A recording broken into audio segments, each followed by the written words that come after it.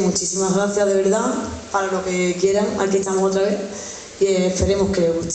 Gracias.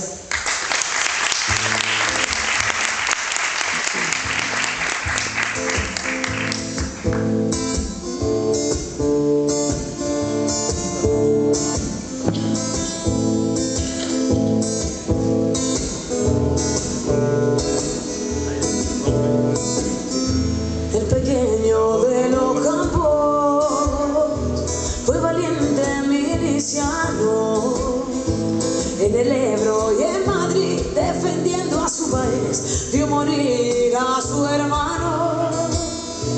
Tras un mes de regreso, detenido fue llevado al cuartel. 12 años de condena que aliviaba esa pena cuando la volví a ver. Tranquila mi amor, tranquila mi amor, que pronto llegaré, 8 hijos te daré, colmándote de amor.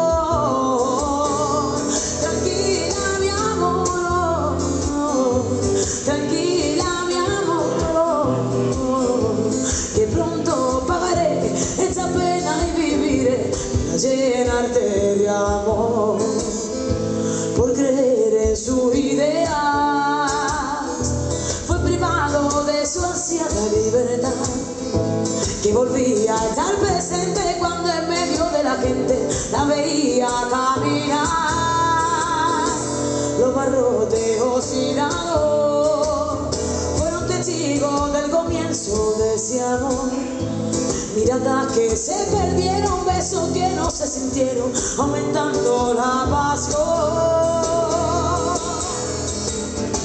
Fueron tiempos donde el miedo era el rey de nuestro pueblo, tiempos donde la desesperación marchitaba al prisionero. Y en aquel tiempo de locura, como en un cuento de hadas, el pequeño de los campos enamoraba a su bella dama. Tranquila mi amor, tranquila mi amor, que pronto llegaré, 8 hijos te daré, colmándote de amor. Tranquila mi amor, tranquila mi amor, que pronto pagaré esta pena y viviré para llenarte de amor. Muchísimas gracias.